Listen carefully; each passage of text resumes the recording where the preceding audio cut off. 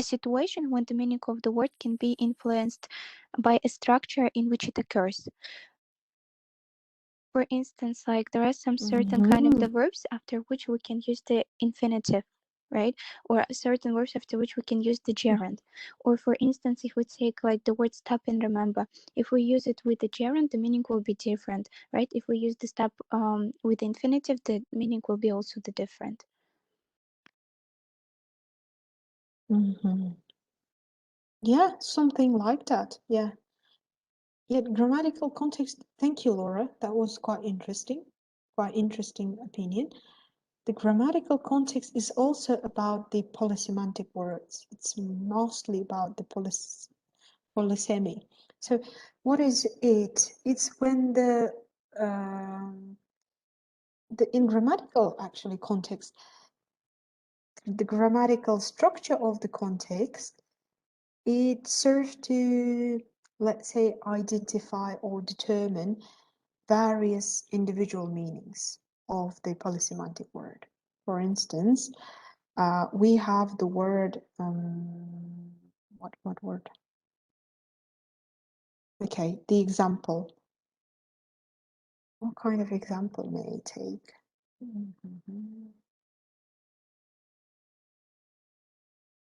All right. So the word made, actually, make. So the word make, for instance, I made my cat to eat. Yeah, I made my cat eat. Or he makes her laugh. Or they made us smile. Yeah.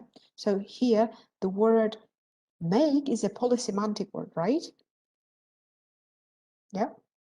And in different structures, in different sentences that I made, like I made my cat eat, he makes her laugh, or they made us to smile. Here, the grammatical aspect in each of the sentences, in each of the in the word for that was applied to the word make, is making is determining or identifying the different meanings, the individual meanings of the word. Yeah. So this is the thing, like he made me cry, yeah, or I made a cake. So the word make, because of the grammatical differences in those, so oh god, I don't know even how to explain that properly. So the grammar actually shapes the meaning in different contexts. So depending on the context and the grammar of in the context, the meaning is having different shapes, let's say, like that. Yeah. Yeah. For instance, she made a good or Robert made a good wife. What does it mean in that very sense?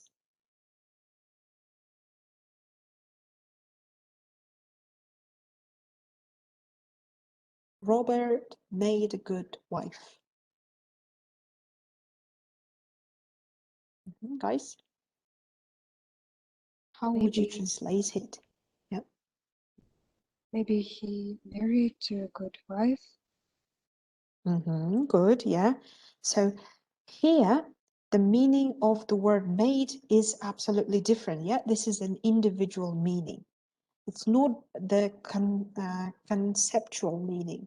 It's just any kind of, it has an emotional, and it has not emotional even. It has some kind of differently semantical meaning. Whereas in the word, I made him cry, what does it mean? I made him cry, the word made. What does it refer to?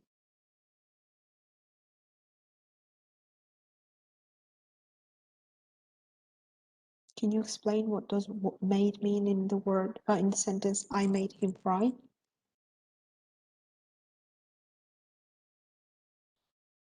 Like since you was the reason for someone to cry, like you do Okay, this. so okay, good, yeah. Well, and Karina made a good office worker. Karina made a good office worker. What does it mean? What does the word mean? The word made mean. It means that Karina. she became someone, like she tried and tried, and in the end she became a good worker, office worker. Absolutely.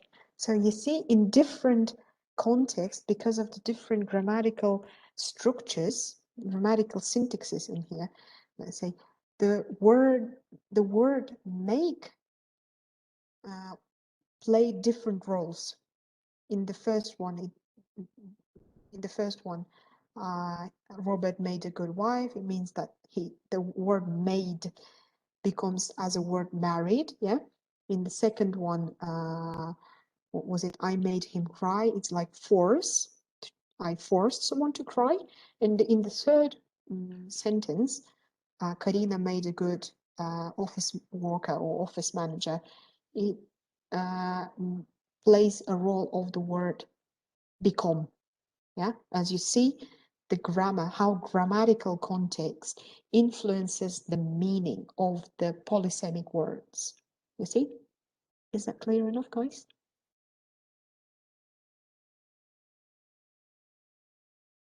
Any questions regarding the grammatical meaning? Context, grammatical context, sorry. I'm very sorry for that.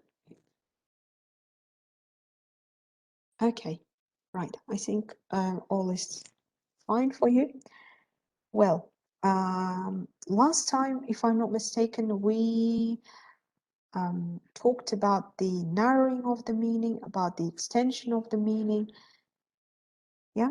And do you remember what is the extension of the meaning?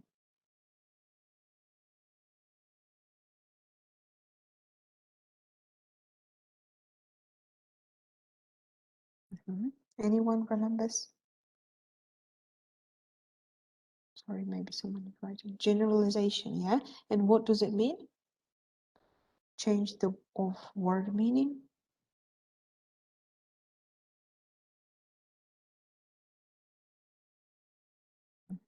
So it's not really about the change of the word meaning, but when the meaning is being expanded, the meaning of the word is being expanded. For instance, the word, the same word like, no, meat is for narrowing. Okay. The word minister, minister, you know the minister, the word minister, yeah? Oh no, it's about the other thing, the other thing. Okay, let's take a word manuscript. I think this is the one that comes to my mind. So manuscript is the actually polysematic word. It has several meanings, let's say. And over the years of the semantic development of that very word, there happened an extension or generalization or widening of the meaning. It means that the capacity of semantical aspect of that word became wide enough. So, for instance, in the very beginning, the word manuscript meant something handwritten, but nowadays the manuscript has more meanings, let's say. Yeah, it may mean something of a some kind of writings with the historical background or ancient writings and all that stuff. They are all called manuscripts, right? So in the beginning it used to have only one semantic meaning, and nowadays it has more than one semantic meaning. The meaning was the stock, the capacity of the word to mean became wide enough. Yeah. Okay, what about the narrowing? Remember what is the narrowing one?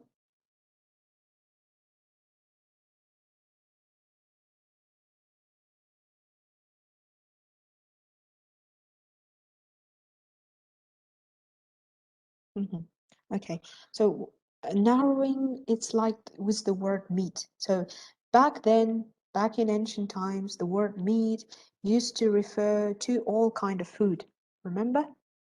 But nowadays, specialization, well done. You've learned all the terms, guys. Well done. And nowadays, meat, the word meat in semantic way, it became narrow. And nowadays it means only the animal flesh that is used as a food. But yet, back in times, it used to refer to all food, all drinks. Got it? So we discussed it actually, but seems like not many people remember what are they. Well, elevation. Elevation is very interesting word, a term, or as we call it, amelioration. So elevation happens when one word that had some kind of a non-prestigious meaning became more prestigious in meaning. For instance, the word minister. Let's say the word minister. Sorry for my messages. Yeah. The word minister used to refer to a servant. But nowadays, it somehow became of a greater importance. It rised in the position. So back in times, it used to mean someone who was serving, like for instance, housekeeper, yeah, or as a person who was helping kings and queens to be dressed up. They were ministers, like the servants. But nowadays, ministers are who? Who are the ministers nowadays, guys?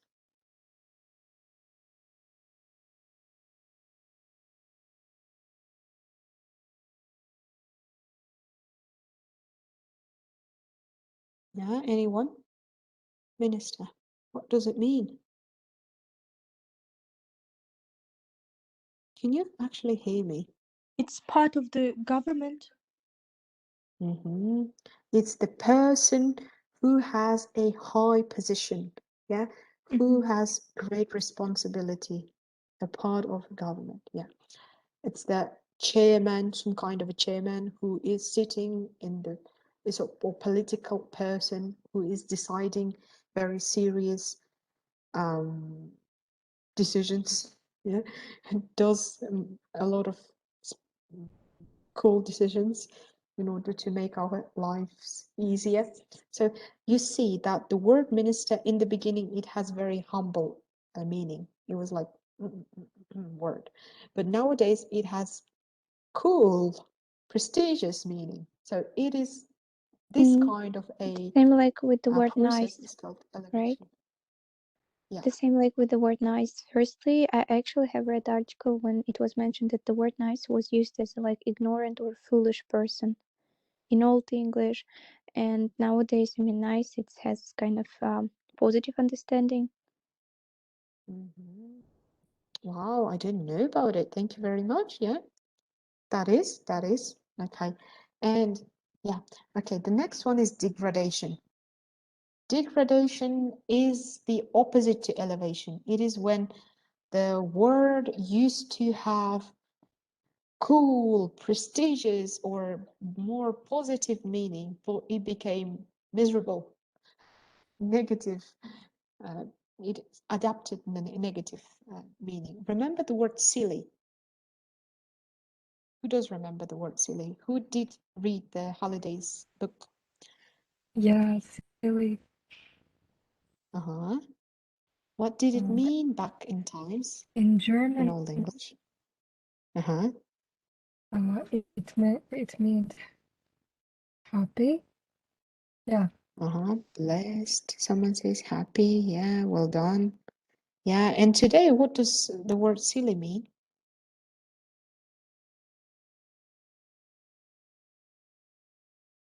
Guys, what does it mean today? Foolish. Silly, foolish. Narrow-minded person is usually called stupid person. Is silly. Well, you see, from happy, blessed to fool, stupid. So it's a kind of a degradation from up to down. Yeah, this is the opposite to elevation. You see? Well, metaphor. I think all of us know what metaphor is. Yeah, we know what is metaphor. What is a metaphor, guys? What is it? Very interesting.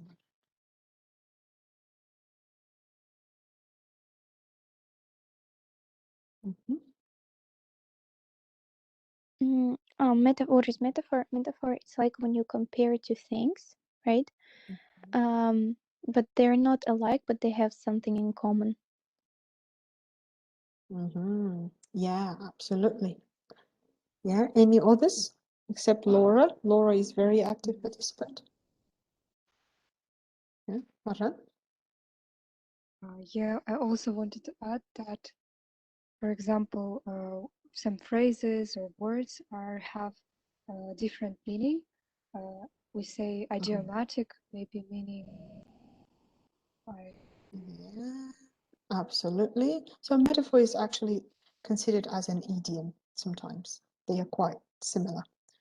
Right, so metaphor, talking linguistically, as the scholars do, it's like when you are transferring the name, the meaning of the word, yeah. Arsalda made a good definition. It's a figure of speech which directly refers to one thing by mentioning another. Yeah. So when you transfer the name of one thing or one stuff to another according to similarity or according to some common features. So for instance, apple of the eye. Apple of the eye. What is the apple of the eye? Can you please, guys, tell me what it is? What do you understand by apple of the eye?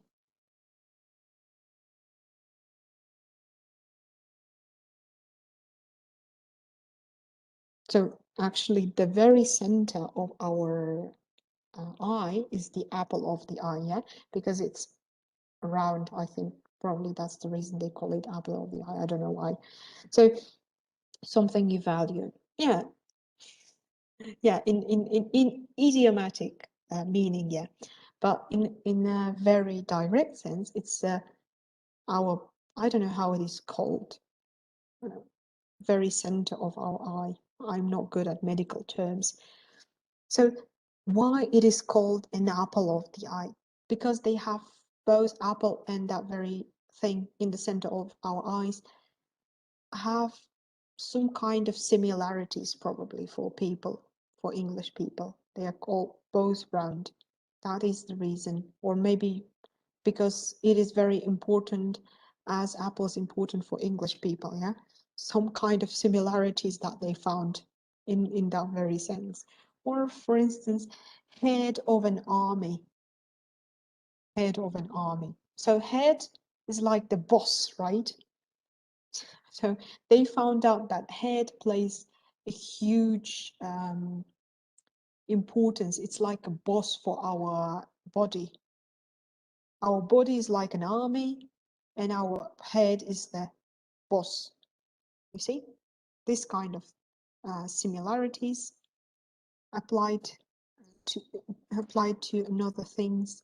They are considered as metaphors in the linguistics. In linguistics. Okay, good. So we actually have that types of semantic change of meaning.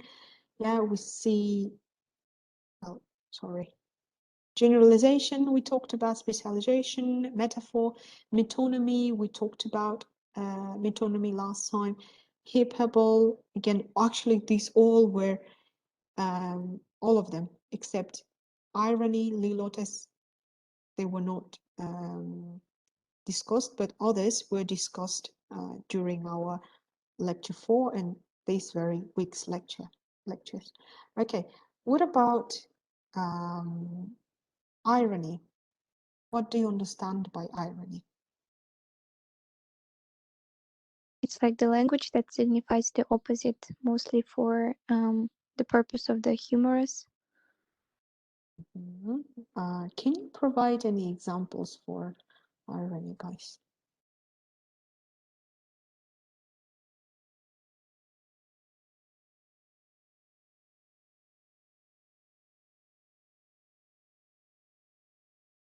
Mhm.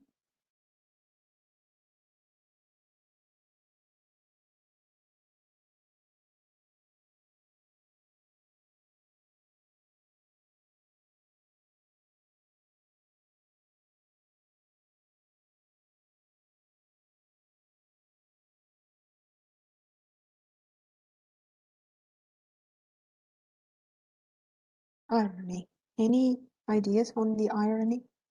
Any example? So you said you gave a definition, guys, to irony when we use the opposite. Maybe it's like the simple irony, a simple example, but for instance, like when the weather is really bad and you kind of go outside and see, oh my God, what's the great weather? But actually, it signifies the opposite.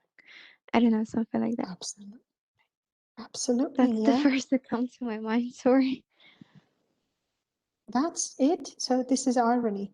So you can say to awful singers, to awful untalented people, you can say, you are such a nice singer, aren't you? Yeah, you may say that, and that is going to be an irony also.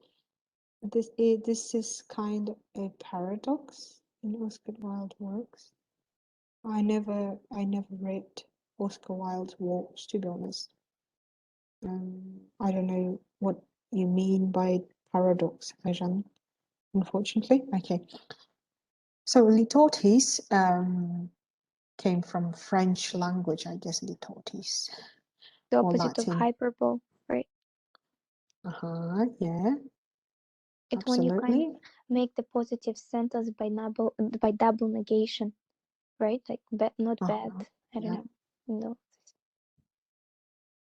yeah. For instance, not a, it's not the worst thing that I have ever seen. Yeah, it's not the worst thing. It's not the worst film that I have ever watched or seen. I think that one is quite a nice example. We always say that's not the worst thing that I've ever seen, yeah, or experienced in my life. This is litotes. So here, not is a negative, yeah, and the worst is also the negative. It both has negative connotations, and denotation and connotations, and when they come together, it becomes like a positive one. It's like minus plus minus becomes positive, yeah, becomes plus. Negative plus negative becomes positive. Yeah, sorry, I'm not good at mathematical terms. All right, homonyms, actually we have types of homonyms that I'm really sure that those groups who took that very topic talk about more expandedly on our seminars. So like we have homographs, they are actually written the same, but they have different meanings, yeah, like bow and bow, lead and led, row and row, or read and read, yeah. those are homographs. Homophones, those are pronounced the same but are written differently. Arms and arms, buy, to buy and buy, him and him, night and night, nod and nod, actually you know that. And we have perfect homonyms, like it's like a way, like a part of a back is the part of the body, yeah, as a noun, and back, it's like going back, it's like an adverb. So they are proper homonyms. They may have two, they're written the same, but they have different meanings, and they can be from the different parts of speech. So, okay, so we have lexical homonyms. These are homonyms which belong to the same part of speech. Yeah, for instance, the word club. Yeah, and the word club, and actually, club has two meanings. Yeah, what kind of meanings do you know for the word club, guys? How many meanings does it have? CLUB.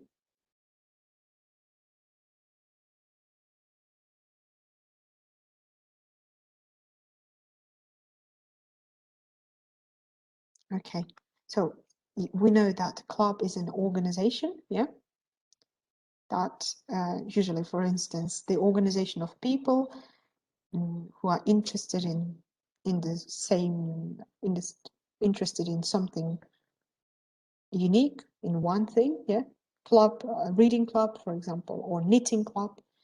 And also club has a meaning of a piece of wood that helps the sportsman to kick the ball. In croquet, in American football, yeah, they have in that club. I don't know how it's called in Russian or Kazakh. How is it called actually, guys? Dubinka. Yeah, Dubinka. That's it. Okay.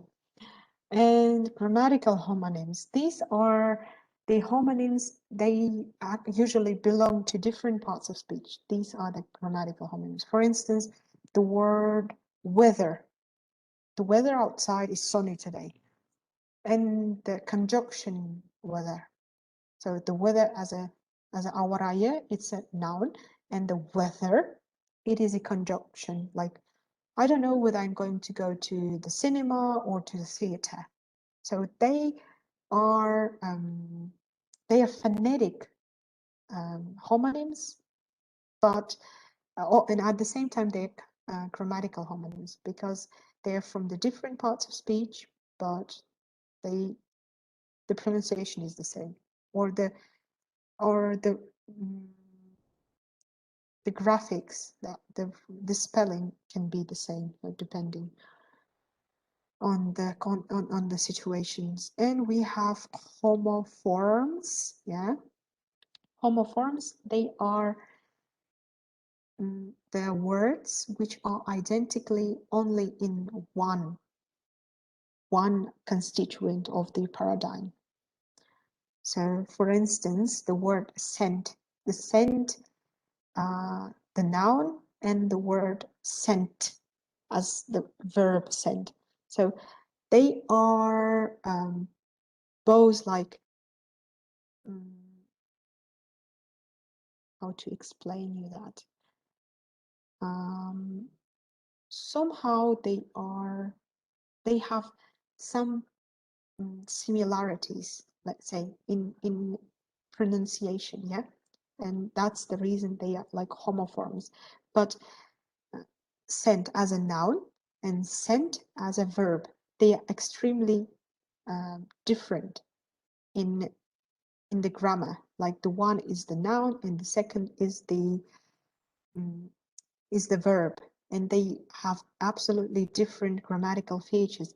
However, the pronunciation is the same, or the way it is written can be the same. Yeah, so these are the homonyms that have similarity only in one aspect, in one constituent of the paradigm.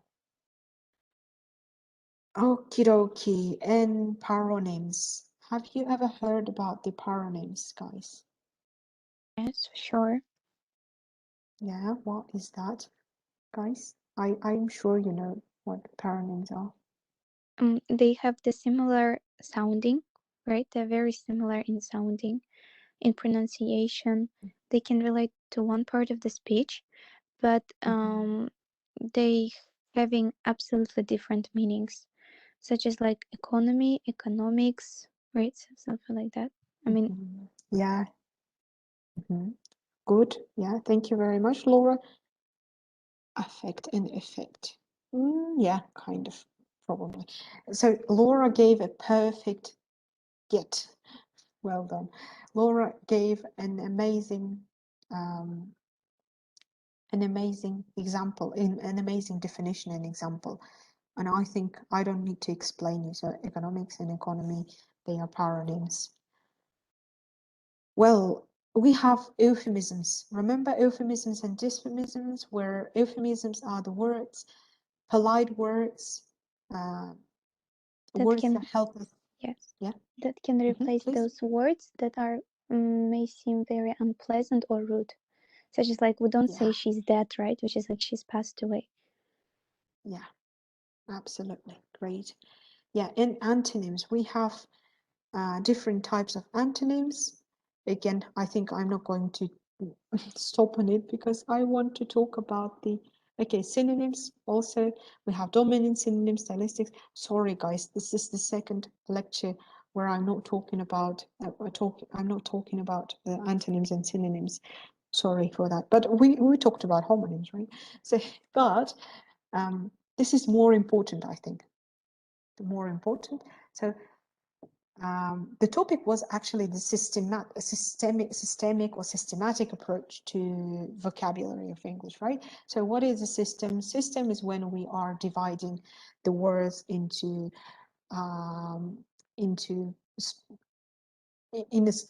we are analyzing them in a structured way. We are dividing them, classifying them into synonyms, antonyms, some kind of other word groups and phraseologisms and all that stuff.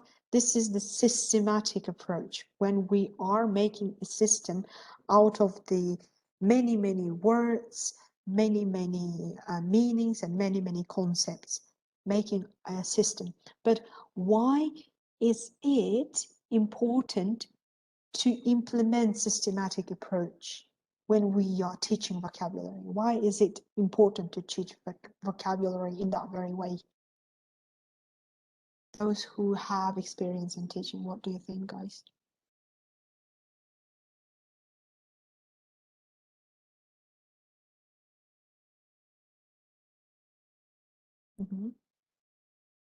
So why it is important to tell your students, so this is affix, this is suffix, this is derivational affix, this is the affix that make nouns, this is the affix that make verbs, this is the suffix that provide us that kind of meaning, this is the prefix that provide us with the negative connotation, the positive connotation. Why is it so important when we teach vocabulary, guys? Because at some point, your student wouldn't be your student, and in the future, when he will self-educate himself and read and write in, like, take the information in like English, he should be able to predict what does the words that he doesn't know mean. Like if he knows that this suffix means no, like and this part of the speech means one thing, then he would be able to predict the meaning of the word without looking up it in the dictionary or translating it. Yep.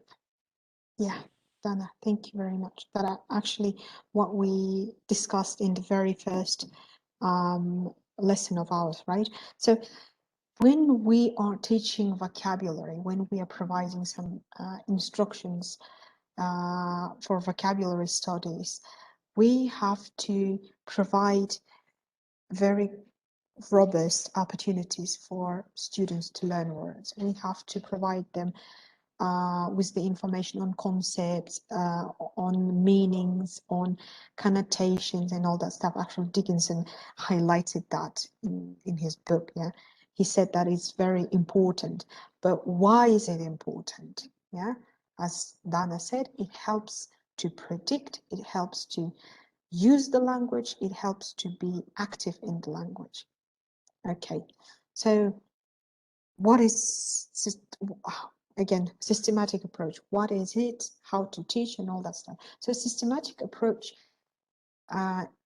in English language teaching may take place only with the help of word investigation. Yeah, when you do the careful analysis, when you pay careful attention to some processes that are happening in the vocabulary of the language, how the affix influencing the root, how the stems are connected, how the inflectional affixes are changing the cohesion in the sentence and all that stuff. So these are very, very important processes that you have to implement in your teaching, in your teaching in your teaching routine when you are providing vocabulary classes.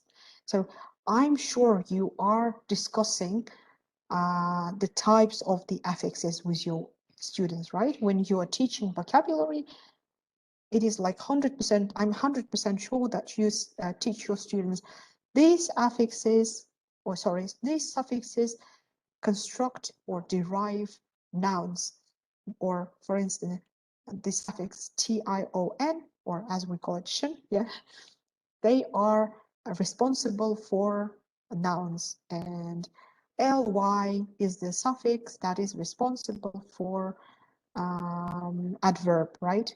I'm sure that you say that, yeah? Is that true? Guys, those who are teaching already? Do you discuss with your potentials or with your students that you have to do that? That you have to be aware of the suffixes and their types according to derivational and inflectional processes? Maybe Yes, mostly for with sure. elder students. With elder students, yeah, mostly. So, I don't know how it was with you, but when I started studying English quite in late age. I started it when I was at the 7th grade, and I was quite old enough, let's say, to understand, to make a systematic connections in my head regarding the language. And I was constantly reminded by my teacher of English, and I don't know if he's still working as a teacher, I hope he is, that these suffixes and prefixes are quite crucial in the vocabulary, and that if I learn by heart the conceptual meaning or derivational peculiarities and features of those affixes, then I will be able to predict, not only to predict, but to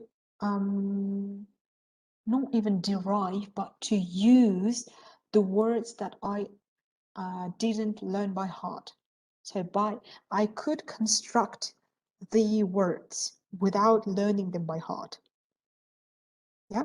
So it is actually quite difficult, challenging task for students, but it is if the students will learn by heart through associations, through systematic analysis in their heads, the suffixes, the affixes, the synonyms, homonyms, and antonyms, that will be really easier for them to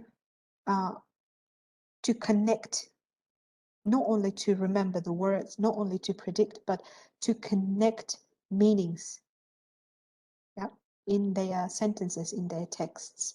Please do not forget about it, and please do use systemic approach. Even if you're working with primary school children, you may find out in the textbooks of primary school children a lot of systemic approach to the vocabulary. Who is working, who is teaching here the students of primary school aged children? Who is working with them? Anyone who worked? No, I do. Okay, Nastya. I do. What kind of book did you work with, or are you working with? Well, I So work is with it? family and friends book. So I'm not really into family and friends, but if anybody worked with the book Smiles, They yeah, do. may They studied remember. the book at school. That's why I didn't choose Smiles. Yeah, yeah, I know, I do understand. Yeah, different schools have different uh, different books. Yeah, but if I didn't work with family and friends, to be honest, I have never worked with it. But if you have ever looked at the Smiles books, you will find out that there is a lot of tasks that are helping, that are trying to build systematic way of remembering the information in the heads of the children. You will find out them. And even though Marjan, if I'm not mistaken, or Dana, oh, I think it's Dana, was who said that mainly systematic approach is for adults. No, not only for adults. It is made for or created for. A systematic approach may work and can work successfully even with primary school children. I'm not talking about little kindergarten level children, but with primary school children, it will work successfully. If you will find out a way to present systematic approach so the children can be engaged into that, so children can build them the systematic approach. You may use some kind of fun uh, games, or you can use songs, or you can use videos, but you can do that. I know from my own experience, I know that it's quite possible, guys. Right, so last thing, I hope so. So right, so Newton said that students, the more they advance in their studies of English, they must continue to build their vocabularies. This is extremely important for them to build. So in order to develop their vocabularies, they have to have that system, the basement for their vocabulary. So in order to learn new words easily, you have to build a strong basement, a strong fundamental knowledge of the system of the words, of how they are made, how they are being derived, how the grammatical influences changing the meaning, changing the concept, or changing the context. This is why, guys, please do learn the system of the construction of the words yourselves, and then therefore implement that knowledge in your classroom, please. So when you do that, it will be easier for your children or for your students to develop their vocabulary by their own individually. So they will be working by themselves without your engaged help. You will be just directing them by saying, oh, this very prefix mean that, and this very suffix mean that. And the child or the student, whatever, an adult student will according to that very structure and the system that was developed, they will be able to use the newer and newer words for them. Yeah. So actually, this thing actually systemic approach has tight connection to zone of proximal development by the theory of zone of proximal development that was developed by Vygotsky. I hope you know that very person, that very psychologist and linguist. Okay, guys, that's actually what I wanted to tell you. The references, I will update the references. I couldn't copy the references from the citation program. I had some problems with the citing programs. I will try to fix it, and I will upload the lecture, PPT lecture, with the references. Okie dokie, it was nice to see you. I enjoyed your active participation, especially Marjan, Laura, Nastya, Arujan, yeah, Aidana, and Dana. Thank you very much, and see you on seminars, guys. Have a lovely day. Bye bye.